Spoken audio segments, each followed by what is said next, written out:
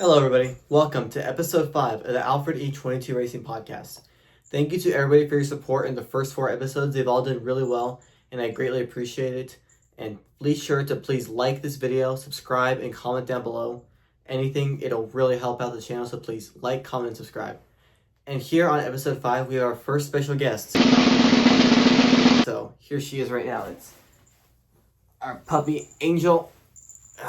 Here is Angel. She is our first guest on the podcast. She's very excited to be here, and she will be sitting with me as long as she wants to. So that could be 5 minutes. It could be a minute. We'll see how long she stays with me. So this is Angel, our track dog. She goes to all the races, and yeah, we got her whenever I was in kindergarten, and we've had her ever since. So moving on. So my racing updates. So we just got back from our race at Houston Motorsport Park. It went okay. I mean, and the Legend car, it was a brand new Legend car, the Gray Ghost. So here's a picture of it if you don't remember. So the Gray Ghost, it was its first race at Houston Motorsport Park. So Friday, I didn't really get a good read on how fast the car was. I knew it was good. It's just we were using our older tires on there, and I didn't know how. I knew that affected the handling of the car. So I didn't know what adjustments we needed to make. Good. I felt good going into Saturday. So Saturday, we roll out for first practice. And then there's a wreck as soon as I get onto the racetrack. So I got 1 lap in the entire 10-minute session, which wasn't ideal. Then the second practice, I go out. Car's running pretty good. I run. So a good lap time on Houston is a 16-second lap. So I ran a 16.7 on the warm-up lap. Then I got down to a 16.3 and it was going faster. Then they black flagged me because my transponder wasn't on the race car. Or it was on the race car, but it wasn't picking up because, well, their timing system down there it has its moments, not going to lie. So I have to start at the back of the heat race, and for some odd reason we do 3 heat races. I have no idea why. So I have to start last, and then there are like 6 of us. I ended up finishing 3rd, got past 3 cars. So I finished 3rd there. The car had more in it. I was just battling with the car pretty much the whole race. So felt pretty good going into the final. We start 7th, and then I get up to 6th. No, I get up to 5th, I'm sorry. And then I was fighting with this one car the whole time. I just kept making mistakes on my part and wasn't able to get around it, but went back and watched the video and figured out what I can do different in that situation the next time. So after that, I was able to get around in like 15 laps in. Then we get a yellow flag, which I needed, but it turned into a 45-minute red flag because one car spilled oil in a perfect line all around the racetrack. Like, it's kind of impressive, honestly. He had 2 perfect lines of oil all around the racetrack. Oh, into the wall they go. The 11th now also caught up in it. The whole Haley. So we were sitting in our car with literally nothing to do because, I mean, I don't have my phone in the race car. Some people do, but I'm not one of those guys. So we had literally nothing to do. We're just sitting there. Then my dad eventually comes there and we start talking, and then he turned off the GoPro to save battery, and then we didn't turn it back on. So I don't have any video from the end of the race, which kind of sucks. But so I ended up finishing in 5th. Not bad for the hand we were dealt. It was pretty much a rough weekend Legend car. Now, the modified, on the other hand, that went pretty well, I'd say. So, first practice, there were 5 cars that went out. I was 2nd fastest. First place, right now, he's just way faster than we are, but we'll get up to him eventually. But this weekend it just wasn't our weekend to be as fast as him, but that's okay. He's been racing there for a long time. So, he was 4/10 quicker than us, but I was the 2nd fastest car, so I was pretty happy with that. I qualified 3rd, but the car owner, Dane, he wanted me to start at the back just because I'm still new to it, which I'm perfectly fine with. It also gives me good experience just trying to get around other cars. Bubba trying to block. He gets into the 20. The 20 slides. The 18 goes by. So then in the race, the first 4 had pulled away from me, and then I had caught up to 3rd and 4th. I was about to pass them, but I just ran out of time. But it was a really great learning experience. I showed them just as fast as some of the guys in the modified. So, I mean, it was really good. So, and then my spotter, Jason, so he was talking me through the whole thing, but I didn't hear a single word he said because for some reason our radios weren't working. Back to the middle, 4 right on you. 4 is clear. 4 is clear. 1 off you, then 1 to him to the middle. 2 off you, don't get too far out. 2 off you, then 1 off.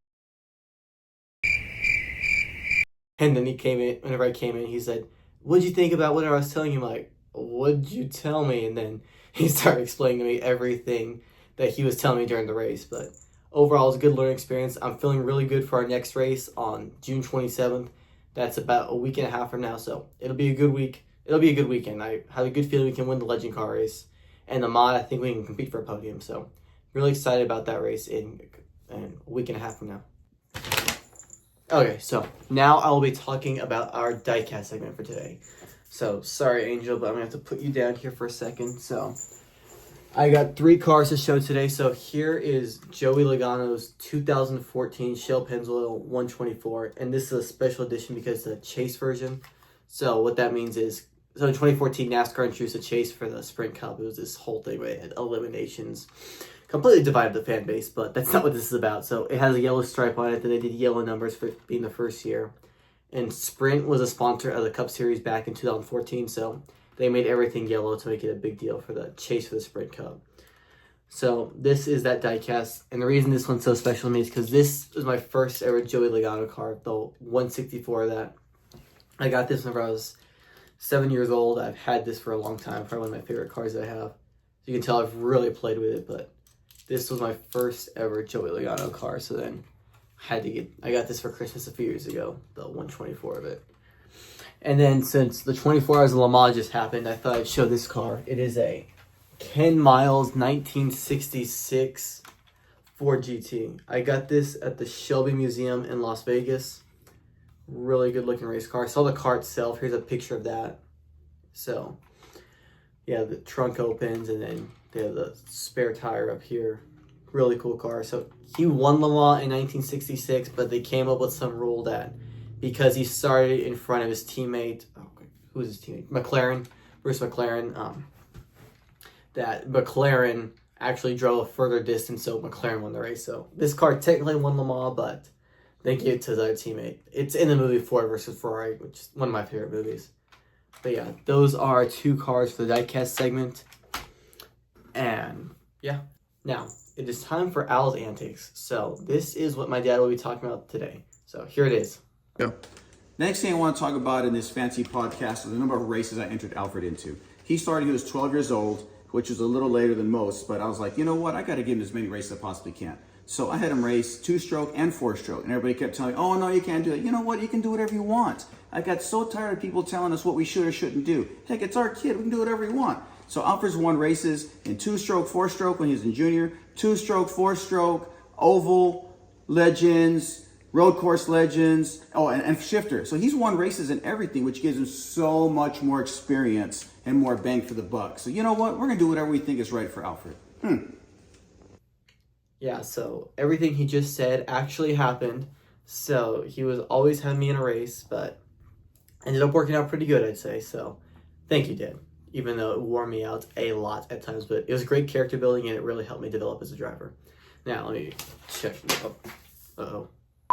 Now moving on to the next segment, our racing past. So the last time I talked about how I broke my wrist in the first half of the 2021 season, or I don't know if I broke it into 2 or 3 parts. Anyway, so this is how the 2021 season ended. So the first race back, it was rough, not gonna lie. I was in my head the whole day because I just wasn't competing the way I wanted to, but I finished 6th in the 206, and then it was my first ever race in the KA 100, so this kart right here. It was my first race at that kart, and I was learning. I mean, I was kind of nervous at first, and I was just overthinking everything. But I eventually calmed myself down.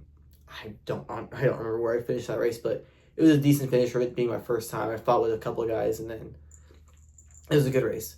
Then the second race back in the 206, we had a really good day, so I qualified like 5th, and then I got spun. I don't remember who spun me on the first lap of the heat race. So then I was catching up to everybody, and then the checkered flag comes out, and the first flag pull in. But here's the thing: that wasn't a checkered flag. They threw the white flag twice, so everybody came in on the second time, and then I went from 5th. No, I got knocked down to like 9th or something. I went from 9th to 2nd because only one other kid realized that it wasn't a white flag. So there were like 5 carts out of the 14 still on the racetrack. So I started 2nd for the final, after everybody else had pulled off, and then I followed back to 4th, and then top 3, they were just a little bit ahead of me. I was waiting for them to make a mistake on the last lap.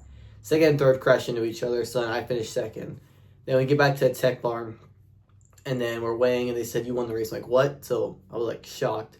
So apparently first place got a penalty because he knocked 3rd into 2nd, or 2nd into 1st, and caused that wreck. So I ended up putting my first race on a penalty, which it was super exciting. It was a great day. It had been just about a year since I started racing. I finally got that win, and it was really special. So Then we went to Amarillo the following weekend. I felt really good going in, but we didn't know this then, but in the 206, our motor just was not competitive. We just had an old motor, and we didn't realize it. Could not figure out what was going on. If it was me, it was a cart, but we eventually figured out it was a cart. Mama speed, Ricky Bobby's back! Wait, how fast is he going? 26 miles an hour.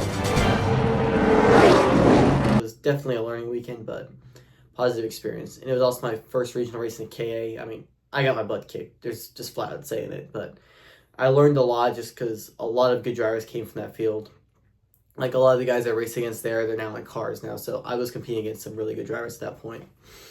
So then after that, it helped me get my first podium in the K at the club level. So we went back to NTK, and I got third in my first race back. So that was pretty good. And then second half of the 2021 season, I mean, the fall season of 2021, I did okay. I mean, we didn't realize at the time, but our motor was just so old, so I was having a hard time competing. But we did get our motors refreshed over the offseason, and 2022 started out really good. So that's where I'll leave off today. Next episode, I will go into the first half of the 2022 season. So now, our final segment, and bear with me, Angel, come on, we can do this a little bit longer. So our final segment is the sponsorship segment. So as everybody knows, because I've talked about this a lot, sponsorship is absolutely everything in racing. So we kind of realized that it might be hard for a lot of people to do the sponsorships that we had on this sheet right here. I'm going to put that sheet back up. Here it is right here.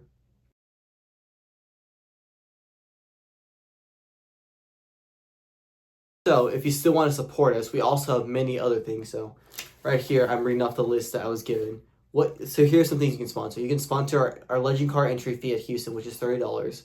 Our modified entry fee at Houston, which is $100. Or the driver fees, which is $45. Those are some of our sponsorships. And then, or you can sponsor up whenever we go to Oklahoma at Hallett for the Legend Car. The Legend Car fee is $5.50, and then this is for Friday, Saturday, and Sunday. And with a sponsorship to either one of these, you'll get a shout out on social media and here on the podcast. But we have all kinds of sponsorship opportunities that are available here. So I'll put that sheet up again I just put up right here. That, and if you have any other questions, my email is Alfred.e22racing@yahoo.com. I'll put that down in the description if you want to shoot me an email if you have any other questions. But we are always looking for sponsors, and any help is greatly appreciated because the further I move up the ranks, the more expensive things are going to get. And once again, thank you to everybody who's already sponsored me before. It means more than you can ever know. So that will do it for episode 5 of the Alfred.e22 Racing podcast. So we don't have any racing this upcoming weekend, but in 2 weeks we go to Houston, and I'll be filming another podcast after we go to Houston. So stay tuned for episode 6 coming out late June, early July. So thank you to everybody for watching. Be sure to like this video, comment down below, and subscribe to the channel. And also follow me on Instagram, Alfred.e22racing. I'll put that down in the description. Trying to get to 1,000 followers on there. We're at 932, so we've gained 10 followers since the last podcast. But thank you everybody for watching, and have a great day.